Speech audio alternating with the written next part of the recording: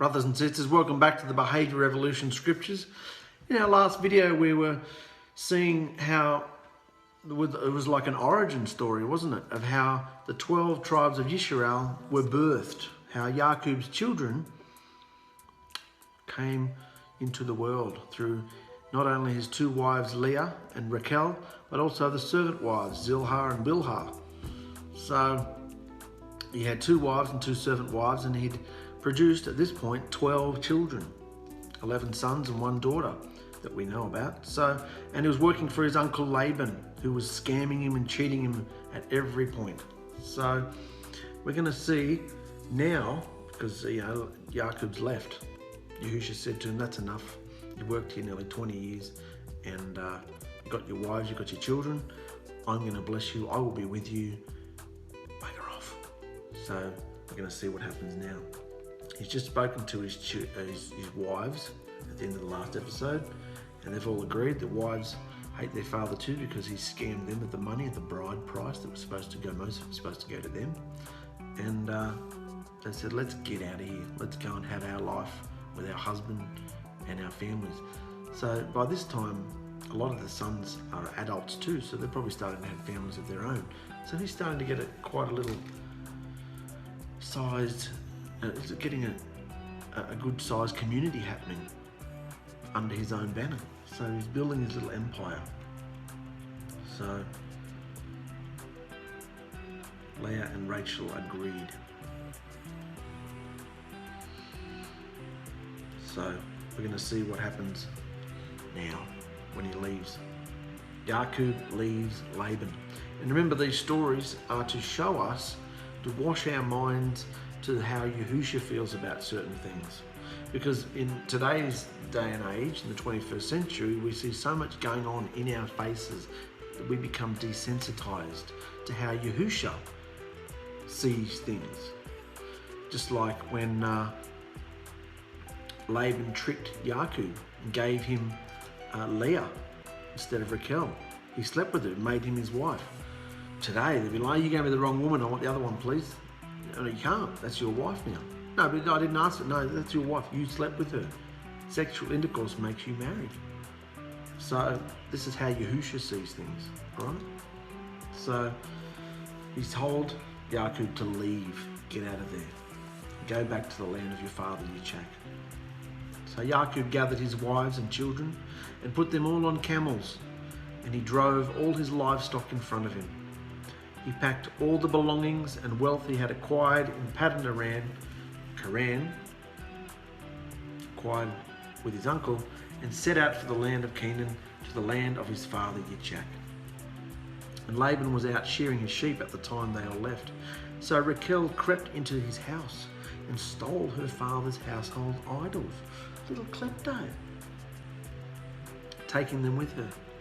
And Laban never knew that any of them were leaving, because Yaqub had deceived him by fleeing the land in secret, crossing the Euphrates River and heading to the mountains of Gilead. It wasn't until 3 days later Laban was told of Yaqub's departure, and when he found out, he saw red and gathered a group of his relatives to set out in a fast and furious pursuit. And he actually caught up with Yaqub 7 days later near the mountains of Gilead. But before he could do anything rash, Yahusha appeared to Laban in a dream, warning him to leave Yaqub alone and not do anything horrible to him. So Laban set up his camp not far away from Yaqub and then went in for the big confrontation. So he's gone in to confront his nephew, Yaqub. "What's the deal skulking off like a gutless sucker in the middle of the night, eh? Dragging my daughters away like prisoners in secret. Why not be a man and tell me you're leaving, instead of deceiving me like a coward?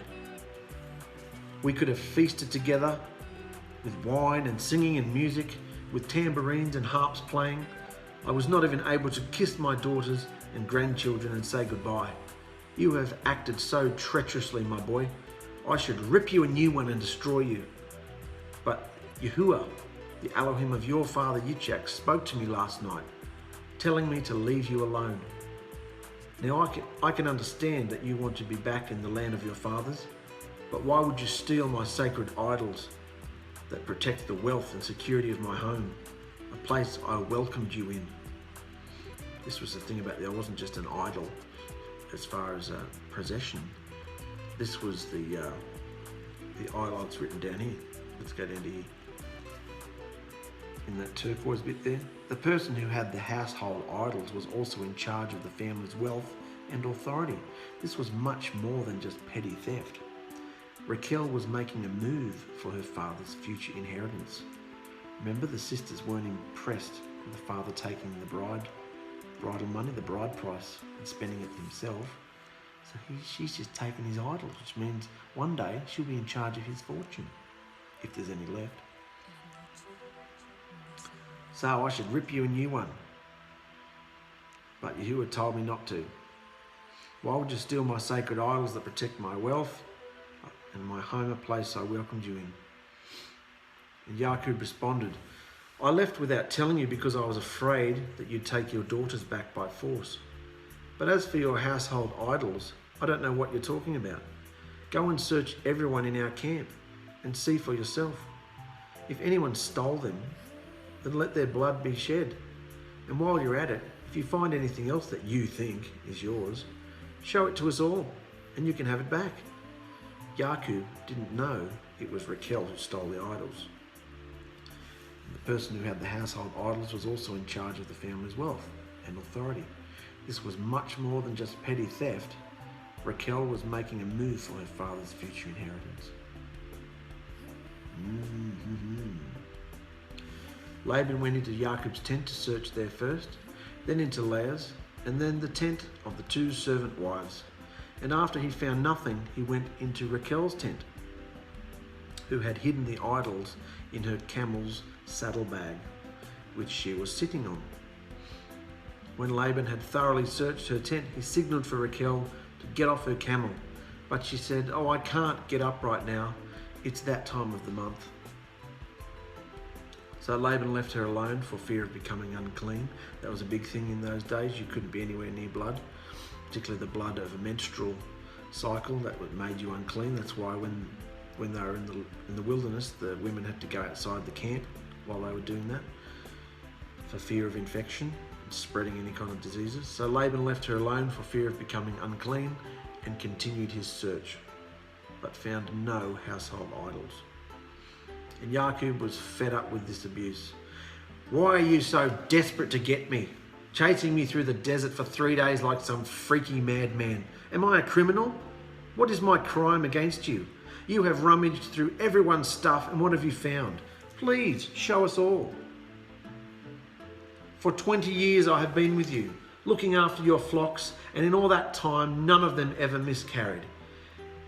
In all those years I never used any of your rams for food, and if any of them were killed by wild animals, I never made a big deal about it.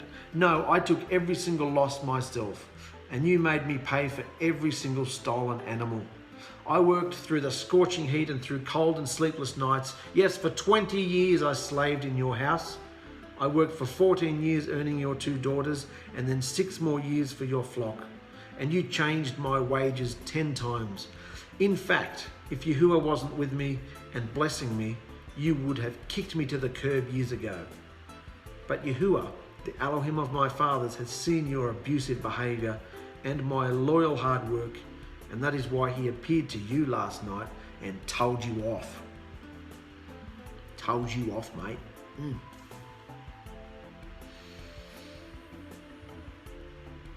And Laban saw how powerful Yaqub's little empire was becoming and knew he was getting nowhere with this confrontation.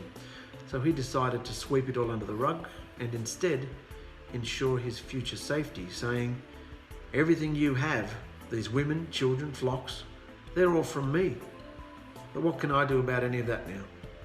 If you want to feel that way about me after everything, then that's your choice." What a skunk. Won't face anything. So let's call a truce for now and make a covenant agreement to ensure our family's futures. So after cutting up a clean animal and dividing it, they walked between it And Ya'qub lifted up a large stone as a witness, and all his family grabbed stones and put them into a big pile. Then Ya'qub and Laban sat down and ate a covenant meal. This was the custom. Walked through the blood of the animals, remember, and then they had a covenant meal. Lifted up stone as an altar, as a witness. And as a witness of their covenant agreement, Laban called the place 𝗧𝗂𝗓, which means witness pile in Aramaic. And Ya'qub called it Gilead, witness pile in Hebrew. And Laban declared, "This pile of stones will stand as a witness to remind us of the covenant we have made today." And it was also called Mizpah, watchtower. For Laban said, "Yahuwah will watch us and make sure we both keep this covenant when we are out of each other's sight. And if you're cruel or abusive to either of my daughters, or if you marry any other wives, Yahuwah will deal with you, for he is the witness of this covenant between us. And let this covenant stand. I will never pass this pile of stones to attack you, and you must never pass these stones or this monument to harm me. I call on Yahuwah, the Elohim, mighty one, of your grandfather Abraham, and I call on the Elohim of my grandfather Nahor to judge between us." How many Elohims does he have? Even though Laban had been visited by Yahuwah the night before, he still stubbornly clung to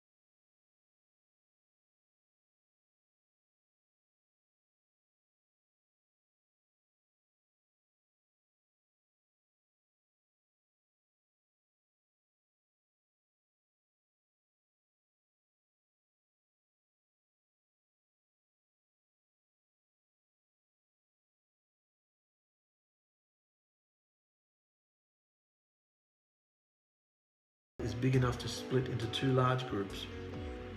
Please, my master Yahuwah, deliver me and rescue me from Esau's anger. I'm so afraid that he's coming to slaughter me with my wives and children. But you promised that you'll always be with me and that you'd multiply my descendants until they become as numerous as the sands on the seashore, too many to count. And Yaakov stayed where he was for the whole night and then selected these gifts to present to his brother: 200 female goats, 20 male goats, 200 ewes, 20 rams, 30 female camels with their young, 40 cows, 10 bulls, 20 female donkeys, 10 male donkeys. Then he divided these animals into herds and gave them to different servants, telling them, "Go ahead of me with the animals, but keep some distance between the herds." And to the men leading the first group he said, "When my brother Esau meets you, he will ask, 'Whose servants are you? Where are you going? And who owns these flocks?' And you must reply, 'They belong to your brother Yaakov, your servant, and they're gifts for you, Master Esau. Look, he's coming behind us now.' And to the second and third herdsmen and everyone else following behind, Yaakov told them, 'You must say the same thing to Esau when you meet him, and don't forget to tell him that I'm following right behind you.' For Yaakov thought, 'I will try to soften my brother and butter him up with gifts before he sees me. Then when I see him in person, maybe he'll be forgiving.'" So he's still conniving instead of trusting, trying to butter him up with gifts. So the gifts were sent on ahead while Yaakov spent the night in the camp. Remember, this whole process Yaakov's going through is to train him out of being his worldly, earthly self, his old man. The person we are when we go into the water is not the same person we are when we come out of the water. We are legally washed clean, and then we need to be trained, taken out into the wilderness, disciplined, rebuked, flogged, chastised, so that we produce the right fruit, right behaviour. And this is happening with Yaakov as well.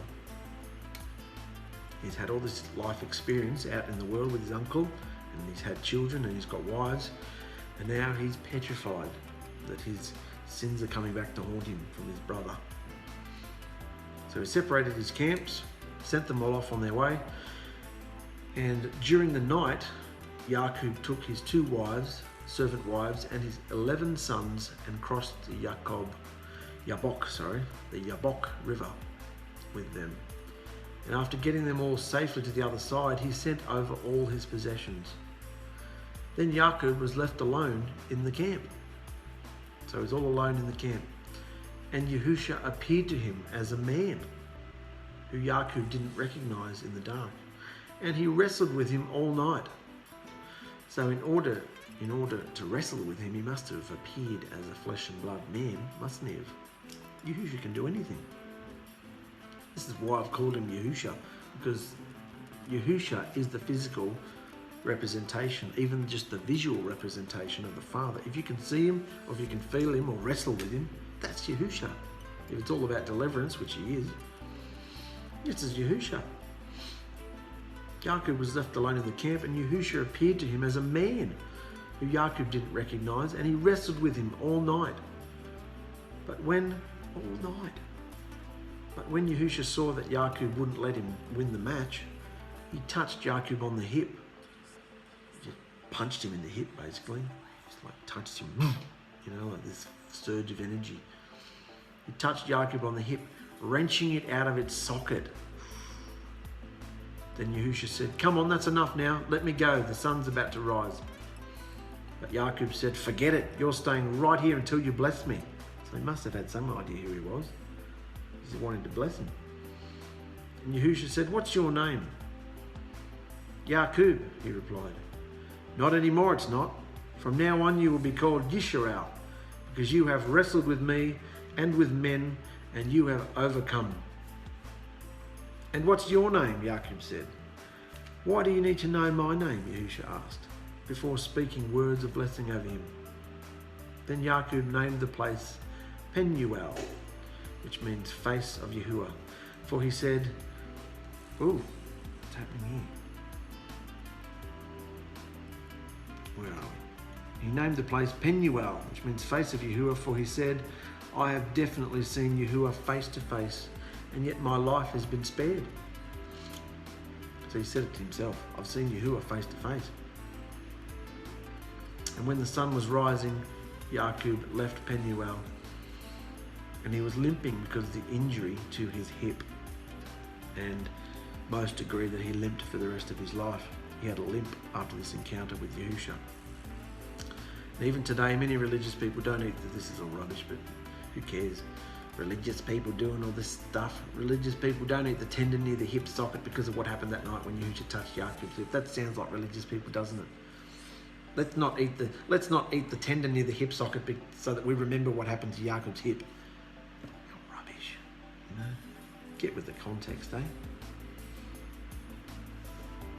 So Yaqub's walking with a limp. He's had his name changed. The interesting thing about this name change is the scripture doesn't pay attention to it. It still keeps referring to him as Yaqub. Whereas when Abram's name was changed to Abraham, from then on in scripture he's called Abraham. Whereas here, when Yaqub's name is changed to Yisrael, that's all we hear about it. And then chapters and chapters go on where he's still called Yaqub. And so I've kind of made it chronological. I've kept calling him Yaqub, but the scriptures sometimes jump in and out of Yaqub and Yisrael. Many agree that it's because when he was trusting Yahusha and taking on the mantle of this spiritual leader or whatever, blood covenant man, he's referred to as Yisrael. And when he sinks back into his doubts and angers and being his old self, scripture calls him Yaqub. Interesting to consider. Let's go on. Yaqub's 20-year, he's going to a reunion, mate. Going to a family reunion with my bro. Yaqub's 20-year reunion with Esau. And after his life-changing and humbling encounter with Yahusha, Yaqub saw Esau thundering towards them with his 400 men. So he quickly divided the children up among Leah, Rachel, and his 2 servant wives, putting the servant wives and their children up front, Leah and her children behind, and Rachel and Joseph last, in order of favoritism, really, isn't it? Put my most loved ones at the back, so if they're attacked, the other ones get it first. And Yaqub went ahead of them all, and completely terrified and humbled, with no apparent firstborn authority. Remember, he's supposed to be the authority of his father. His father's not dead yet, I don't think. His father's still not dead. His father was supposed to be dying years ago, wasn't he? 20 years ago? Anyway, he's supposed to have all this firstborn authority because his father's given it to him. And how does he appear? Does he appear like the boss? Like the kingpin? He doesn't, does he? He's walking with a limp. He's completely humbled and terrified, with no apparent firstborn authority. He approached his brother, now limping, bowing humbly to the ground 7 times before him in repentance. Definitely not the behaviour of a firstborn. And seeing this, Esau ran to meet him and hugged him and rejoiced. And putting his arms around his brother's neck, he kissed him, and they both wept. Ah, that's nice, isn't it? A surprise. No battle. So he accepts him. It's 20 years ago. It's all gone and done. Then Esau looked at the women and children and asked, "Who are all these people with you?" "These are the children that Yahuwah has given me," Yaqub replied. Then the servant wives came forward with their children and bowed before him, followed by Leah and her children, and lastly Rachel and Joseph came forward and bowed before him too. "And what's the deal with all the flocks and herds I came across earlier?" Esau asked. "They're a gift of kindness to you, for I'm so very sorry for my wickedness." But Esau reassured his brother, "I have plenty, bro. Keep what you have for your own family." But Yaqub insisted, "Please, brother, if you've truly forgiven me, please accept this gift. I'm just so relieved to see you smiling at me again. It's like seeing the face of Yahuwah. Please take this gift I've brought you today, for Yahuwah has blessed me all these years, and I have more than enough." And after Yaqub insisted, Esau finally accepted his gift. saying, "It's time to get out of here, yeah? I'll lead the way." But Jacob said, "Brother, some of our children are very young, and the flocks and herds have their young as well. If they are pushed too hard, even for only one day, the animals could die. You go ahead of us, and we will follow you slowly, at a pace that is more comfortable for the livestock and the children, and we'll meet you at Seir." "Okay," Esau said, "at least let me give you some of my men to guide you and protect you." But Jacob responded, "It's okay, we'll be fine. It's enough that you've received me with such kindness and warmth today." So Esau turned around and headed back to Seir, while Jacob, making sure he wasn't being trapped by his brother in some deceptive scheme to seek revenge, travelled in the opposite direction. So even though there was forgiveness, it was all made right, Jacob still had his suspicions, and he didn't want to follow his brother or go off to be ambushed by his brother or anything that might happen. Very cunning and wise. Yeah, wise. He's thinking of his family. So he said, "We'll follow you at our own pace." So Esau turned around and went back to Seir. Jacob went in the opposite direction. "I ain't following you, man." So he travelled in the opposite direction to Succoth, where he built himself a house, made shelters, little booths. That's what a Sukkoth is, a booth. That's why we celebrate the feast of Sukkoth, booths. Built himself a house, made shelters, booths, for all his livestock, and stayed there a couple of years. That is why the place was named Sukkoth, booths. And arriving in Canaan, Jacob was supposed to keep going down to Beersheba, where his father was, to the land of his father Yitzchak, as he was instructed by Yahusha. But he chose to stop at Shalem, a walled city of Shechem. Shalem is near where Mount Moriah is, remember? This is the whole Jerusalem, future spot of where the future Jerusalem would have been.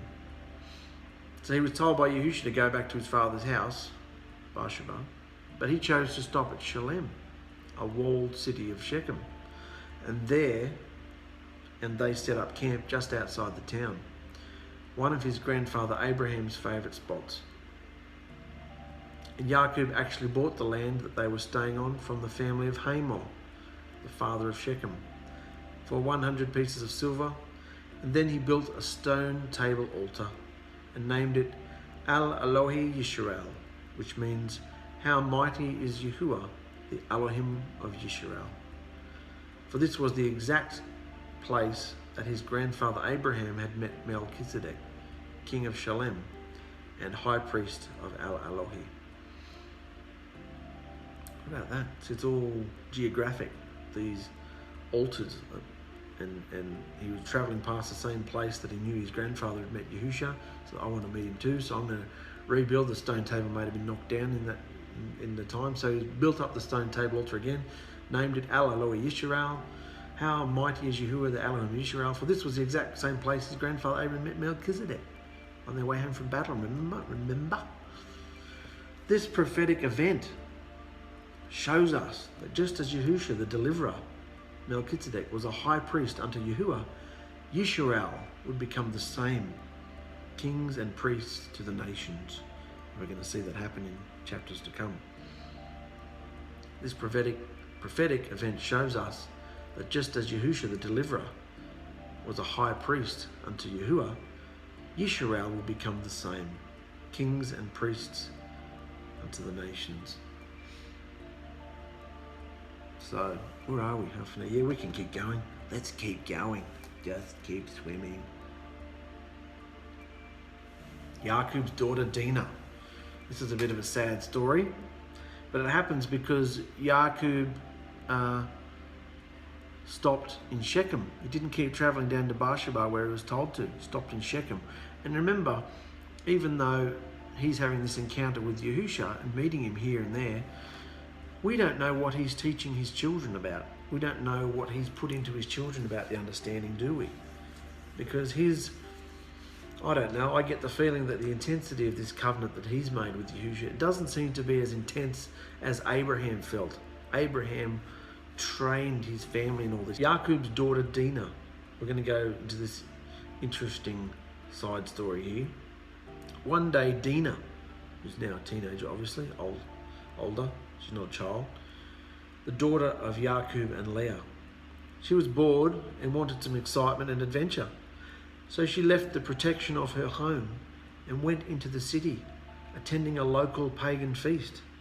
Some of the young women who lived in the area. She just wandered off. The life we're living, isn't it? I will stop over here. Let's just step off our pathway for a minute. Oh, look at the bling. Look at all the nakedness. Look at this and look at that. And let's have a perv and let's have a look and let's fill ourselves with what the world's doing. Isn't that what Facebook's for? Oh, look at all the wisdom and knowledge we can get from here.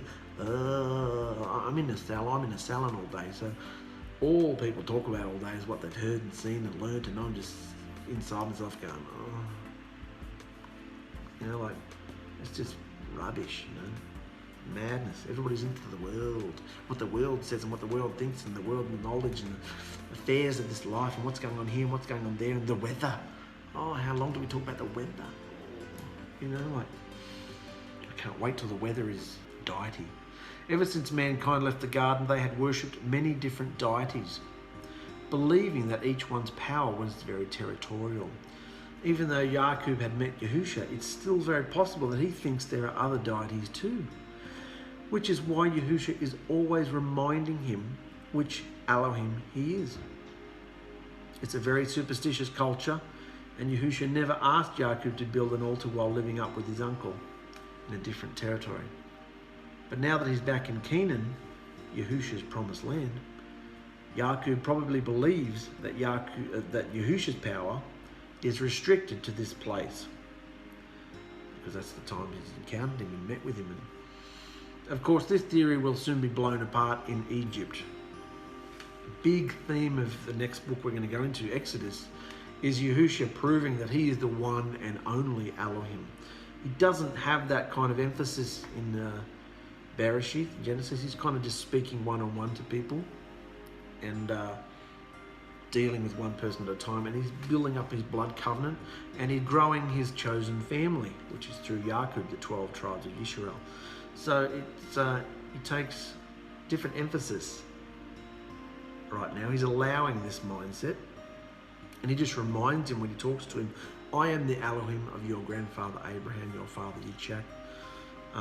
Because otherwise, until I studied this a bit, I thought, why does Yahusha constantly say, I am the Elohim of this? Don't they know how many Elohims are talking to them?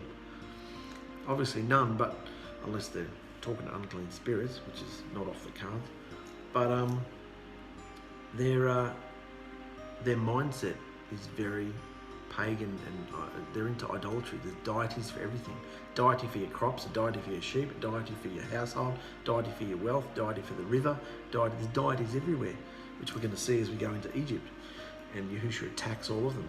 But at this point, he's not interested in attacking the deities, he's just interested in getting his point through to Yaqub.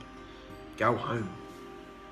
But I thought it was interesting to add, because we have this opinion in our mind that they were just serving one Elohim, but the truth is, he would have thought that Yahusha was one of many, probably, at this point. So Yaqub spoke to everyone in his household. Why did he do that? What's before that? Yeah, get your family and go back to Bethel, settle there, build a stone monument, flee from your, yeah, good, okay. So Yaqub spoke to everyone in his household. It's time to get rid of your pagan idols, wash yourselves and put on clean clothes. We're going back to Bethel, and I'm going to build another stone table there in honor of Yahuwah, who comforted me when I was terrified after leaving my family years ago. He has been with me wherever I've gone, always blessing and protecting me. So we see Yaqub go through, we saw it a little bit with Abraham, but not as much as Yaqub. He goes through peaks and valleys, doesn't he?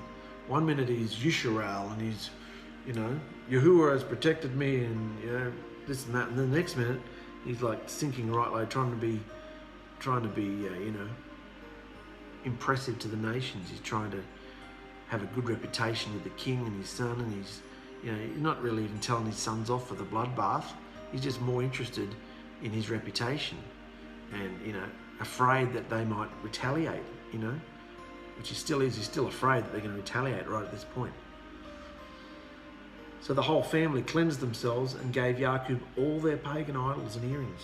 And he buried them under the terebinth tree near Shechem, where his grandfather Abraham had previously pitched his tent. And they all departed, and a great terror from Yahuwah spread over all the people in the land. And no one dared to attack any of Ya'qub's family or seek revenge for the recent massacre. So he was afraid. Not only did he want to get out of there because he thought there'd be a retaliation, he was afraid about his reputation. But as we see, in most cases, Yahusha dealt with it. A whole fear spread over the whole nation. They'd heard about what happened.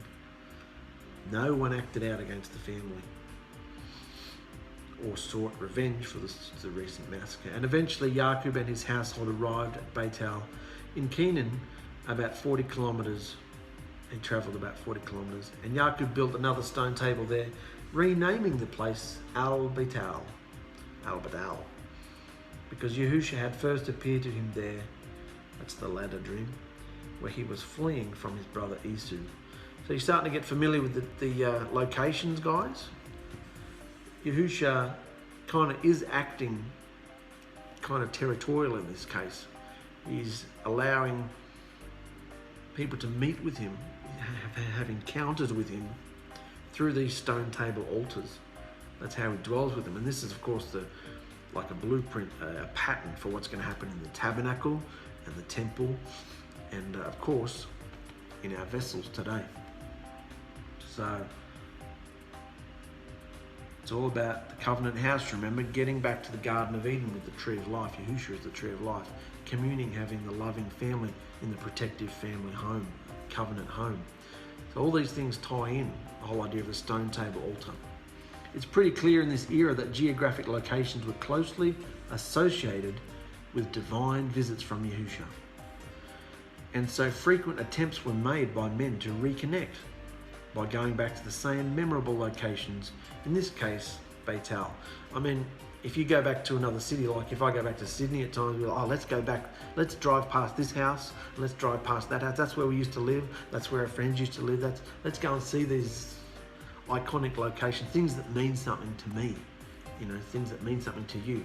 If you're away from somewhere for a long time, or if you go somewhere where you used to holiday when you were a kid, let's go and see if it still looks the same. They're nostalgic, you know.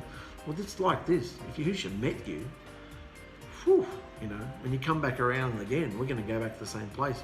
Not only to remember what we went through, to see if it still looks the same, to see if the altar is still there, and maybe, just maybe, Yahusha might meet us again. So, always seeking to reconnect by going back to the same memorable locations, in this case, 𝗪𝗏. Soon after this, Ribka's old nurse, Deborah, who first travelled with her from Haran, died and was also buried under the terebinth tree in the valley below 𝗪𝗏. And the place was called 𝗪𝗪𝗪𝗪, which means weeping. Why are they telling us about Deborah? Why are they telling us about Ribka's old nurse? We haven't even heard from about Ribka for 20 years, and suddenly we hear about Deborah. This is what I believe, is why I believe Deborah's death officially severed ties with any of their old relatives and pagan homeland of Haran. Yisrael was now separated unto Yahusha. The whole point of being used by Yahusha, you had to be separated first and go through a test pit of fire. You had to be tested, you had to go into the wilderness and be trained and go through a wild time of chastising and flogging to be purged from who you are, from who you think you are, your ego, your thoughts and plans and agendas and who you think you are, to come into what Yahusha wants to do. It happened with Abraham. He had a big test. Yitzhak, Ya'qub. Ya'qub's going through his now. So this death of Deborah, she was the last of the family from Haran. He's left Haran. He's left all the family and Laban and Haran and everybody to come back to the land, the promised land. Yisrael was now separated unto Yahusha for him to deal with. And now that he had returned from his slavery, it's pretty much like a slavery, he was working for no wages half the time. And now that he had returned from his slavery in Paddan Aram with his uncle, it was time for Yahusha to once again appear to Yaakov and remind him who he was, the name change, and to raise up his eternal blood covenant with him. Remember Yaakov, which means deceiver. Remember Yaakov meant deceiver, supplanter, grabbing the heel. Remember Yaakov, I have changed your name, and from now on you will be called Yisrael, which means to rule with Elohim. Remember that I am 𝗟𝗪𝗓, Almighty Elohim of the mountain. Be fruitful and increase across the earth, for you will become a great company of nations. Yaakov is the only man referred to with this whole company of nations thing. And in a minute, I'll let you see where that line goes down there. Great company of nations, and kings will be among the descendants of your body. And the land which I once gave to your fathers, Abraham and Yitzchak, this promised land that you ran away from and have now returned, I will give to you and your descendants after you. Amazing promise. Then Yahusha went up, disappeared from the place where he had spoken to Yaakov, who set up another stone pillar to mark the place where Yahusha had again spoken to him for a record. So he's made scratched some things into a stone pillar, set up another stone pillar as a record. Then he poured wine over it as an offering to Yahuwah and anointed the pillar with oil. Interesting. And this is the place that Yisrael, Yaakov, had named Beitel, house of Elohim, which was anointed with oil. So, the reason anointing with oil is interesting is because Mashiach means anointed one. So, when the Mashiach lives inside us, we are anointed with the oil. So, house of Elohim, and it's all about bringing the oil, bringing Yahusha's Ruach into our vessels, isn't it? So that we become the house of Elohim.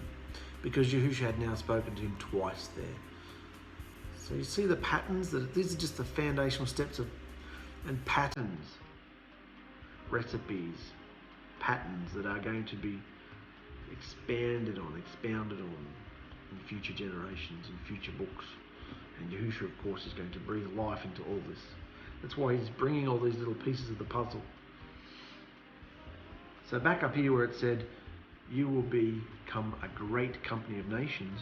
Down here, what does that mean? By this stage, Yahusha had divided the earth, in his mind, into two groups, Hebrews and non-Hebrews. There were lots of different countries and nations, all this sort of stuff, but as far as Yahusha was concerned, there were Hebrews and non-Hebrews. The non-Hebrews were called nations, or goyim. Then we have that statement up there, you will become a great company of nations. Yaakov, you will become a great company of nations. So, a great company of nations. Up until this point, Abraham produced both Hebrews and nations. Remember, there were only two groups of people, Hebrews and non-Hebrews. Abraham produced both Hebrews and non-Hebrews, Hebrews and nations, because he had Hebrews through Yitzchak, and he had non-Hebrews through Ishmael. So he produced Hebrews and non-Hebrews. Yitzchak produced both Hebrews and nations because he produced both Yaakov and Esau. Esau intermixed with the nations, and much to their disgust, but he became the nations. And Yaakov was chosen, he became a Hebrew.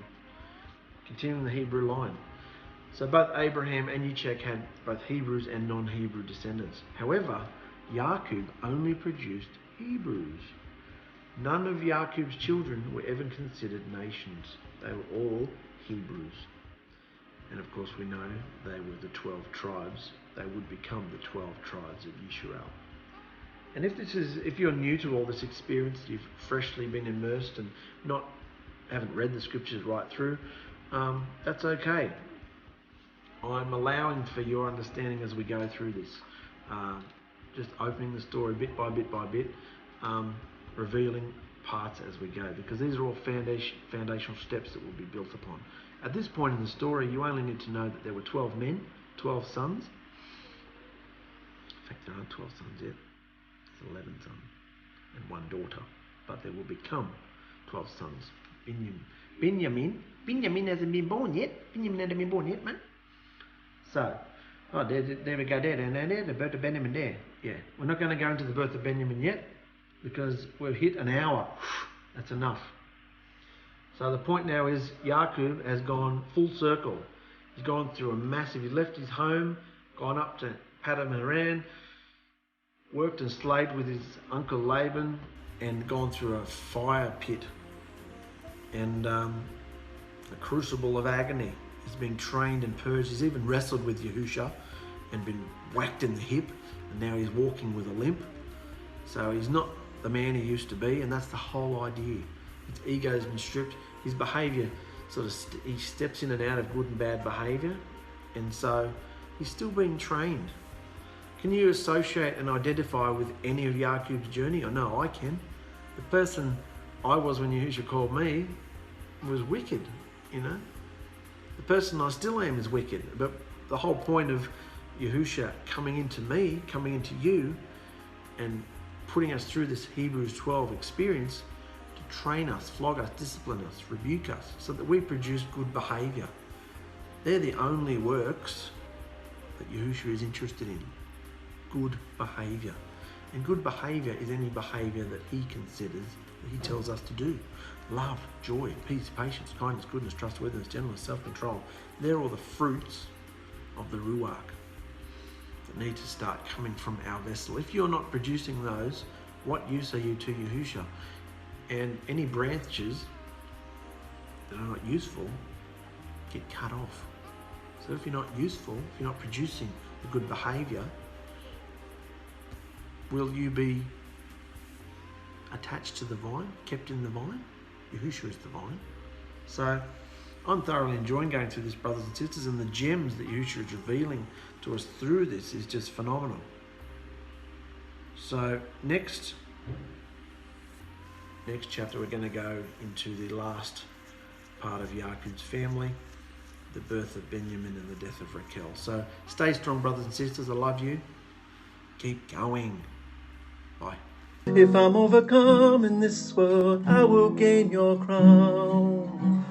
Majestic city, a white stone and wedding gown.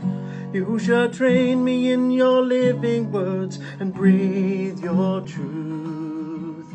You've opened my eyes up, this race I be running.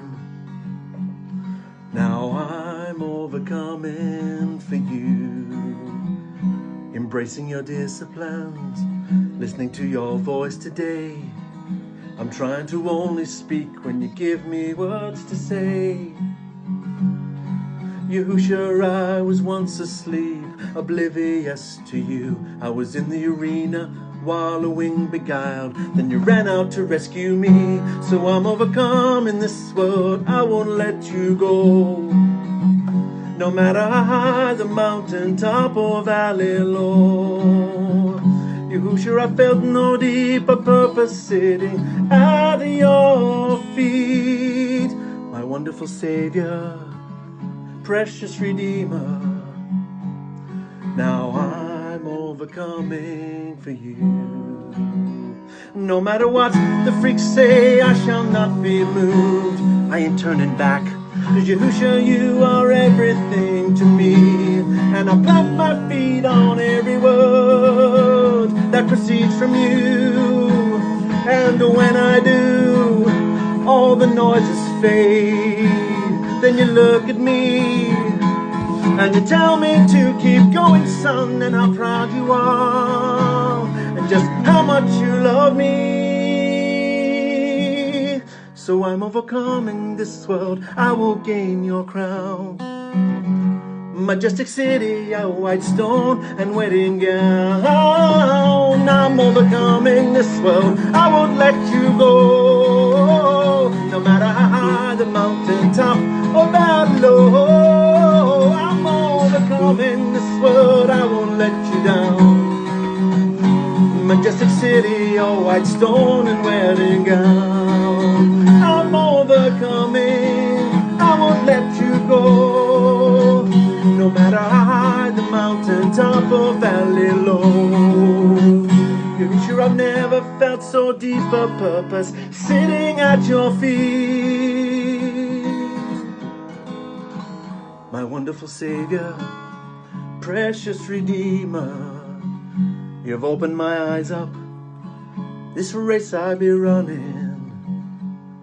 Now I'm overcoming, I'm overcoming, I'm overcoming for you.